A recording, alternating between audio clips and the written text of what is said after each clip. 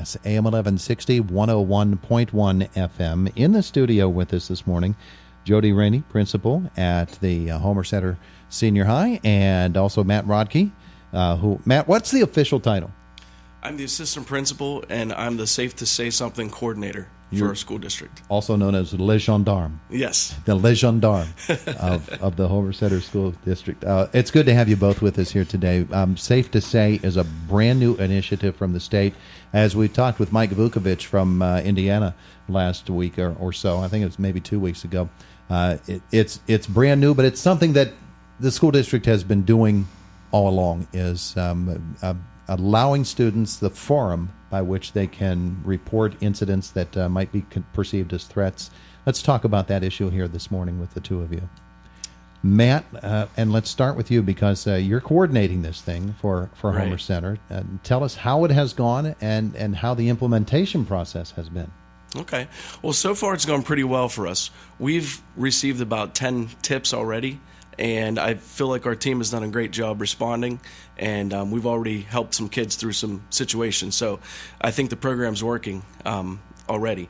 The program was developed by the Sandy Hook Promise Group, and that's a group out of the Sandy Hook area there in New Jersey, which obviously there was a mass shooting there.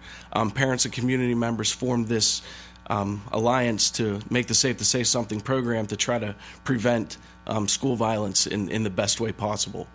We are one of the first states that have adopted Safe2Say. Colorado is one that I believe has already implemented theirs.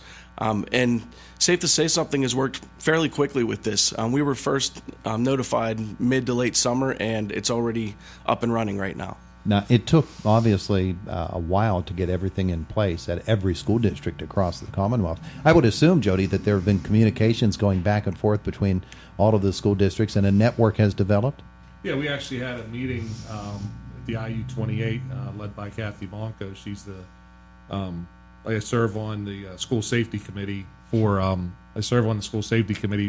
Homer Center at the IU. So we brought together representatives from the Safe2Say teams from the different IU schools and representatives from EMA, state police, and other local law enforcement agencies, and just kind of talk about like protocols and how it should work, what it would look like, and anything new. There's going to be bumps in the road. We've had a couple, nothing severe, like Matt said. I think that so far we've helped a few kids, and it's been a positive thing. But as any new initiative, there's always things that come up that maybe you didn't anticipate that need to be addressed and just kind of ironed out. And so like I said, right now, we've had that meeting. And then all the schools are required to have meetings not only with their students, with their staff, and all staff, not only teachers, but cafeteria, custodial staff, the whole 9 yards. And I think it's important to point out, too, the tip line is not just for students. If you're a parent and you notice something on social media that you have a concern that a student might be thinking about self-harm, or a student's a victim of bullying or something of that nature, anybody can put a tip in to the tip line. So I think in that regard, and we try to emphasize too, it's another layer, like you said earlier, Todd, about obviously, we still encourage our teachers and our kids to come directly to us if they have that information. We also have 911. If you, like I said, if it's a Saturday at 9 o'clock at night, you're not probably going to find many people at the school, but you can still call 911 if you have a concern, a life safety concern. And then this is just another layer, as we see, as it to be. Matt, when we think about implementation of the process and threat assessments and things of that nature, parents might say to themselves, well, how does the school district know when to contact state police or Homer City Police? When do we elevate it from one level to the next and get a little bit more urgency about it? Does the school district make that determination? How does that all work? Well, so the way that it works is Safe2Say is based out of the Attorney General's office in Harrisburg. So if a tipster puts a tip in, and they can do that by using an app, a website, or a hotline. okay? But if a tipster puts a tip in, it goes to the Attorney General's office in Harrisburg. They triage that tip. So they determine whether or not they believe it's what's called a life safety tip, which means imminent danger, someone's going to hurt themselves or others, or a non-life safety tip, which is one of those daily things that we deal with as a school, where we kind of just deal with that in your normal Monday through Friday sorts of things. So, so the Attorney General's office kind of makes that determination. When they determine that it's a life safety tip, they are to let our team know, and 911 and PSP almost immediately is what we're being told. And so that's the way it works as far as a life safety tip. So the more imminent danger there is, the more contacts there are, and we go from there with our team. And we will get that life safety. If it's deemed to be a life safety tip, we will get that tip. It could be 3 o'clock in the morning, 2 o'clock. It could be a Saturday afternoon. That tip doesn't wait. Other tips that are not directly life safety, but like Matt said, things we deal with day to day, we'll get those tips Monday through Friday, 6 to 6. So in other words, if somebody put a tip in at 2 in the morning and it wasn't deemed to be a life safety tip, then that's what we wake up to at 6 in the morning. We get the tip, it comes right at us at 6 in the morning. We've had a couple of those too already. With the Safe2Say system in place, the students, obviously, they need to be trained on this. And it's a different type of training, I would assume, for an elementary student as opposed to a high school student. Talk about that whole process. Yeah, the recommendation from the Safe2Say Something initiative is to train students that are in grades 6 through 12. So we have just finished doing that. And I feel that their reasoning is that the younger children would probably go to their parent or some adult in their life and may not be able to communicate that in a mature enough fashion. So yeah, the recommendation is 6 through 12. I met with each class, 6th grade, 7th, all the way up to 12th, let them know about how everything works, showed them how to get the app, because probably 100% of our kids are going to use the app as opposed to a hotline or a website. Yeah. And they're very familiar, as you know, with using social media and different apps for different things.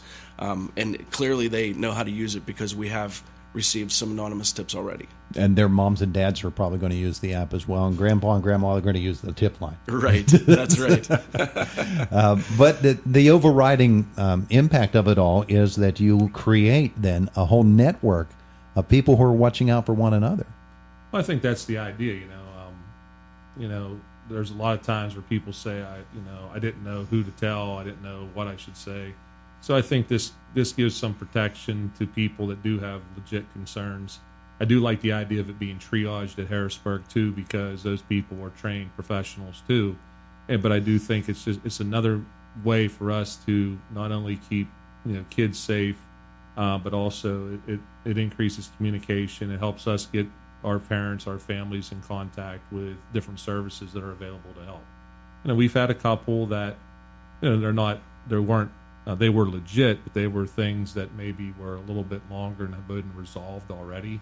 But that's just to have a double check to make sure of that. That's a great thing too.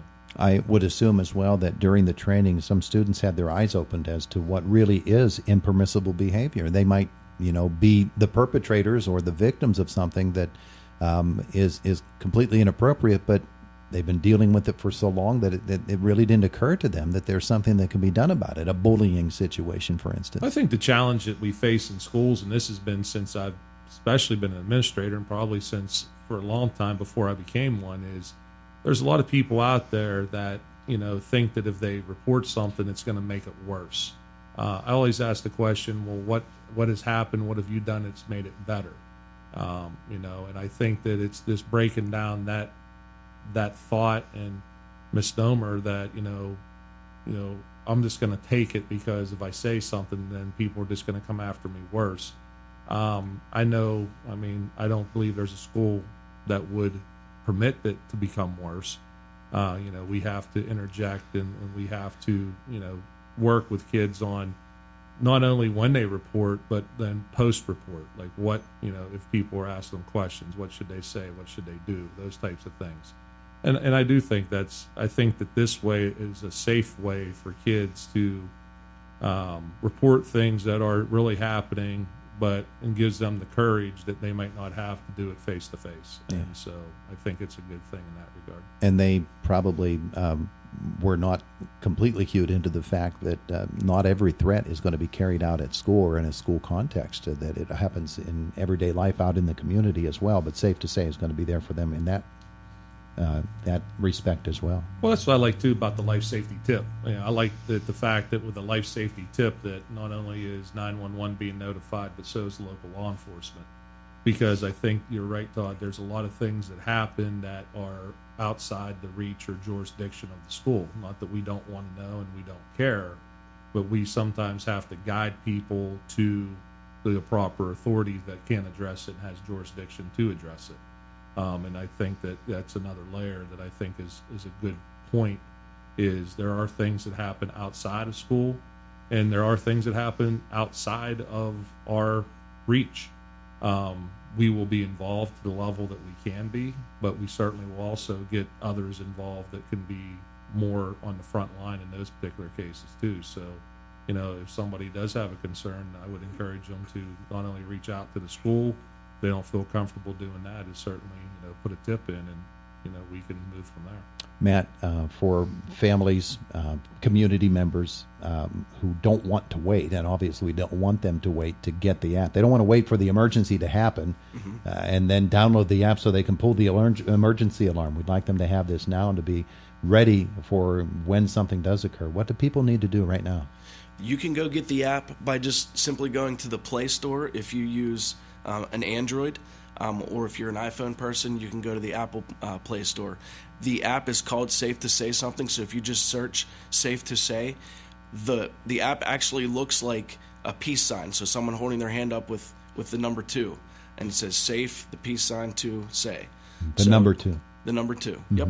So download that app, and it will lead you through what you need to do to sign up, and you can go ahead and start using it if you need to. And that toll-free number will be a part of that as well. And we also have a capability at Homer Center that we have emailed that information to every student, grades 7 through 12, for sure. And we 6th also, yeah. 6 through 12, and then we've placed it also on Homer Center's Facebook site too as well.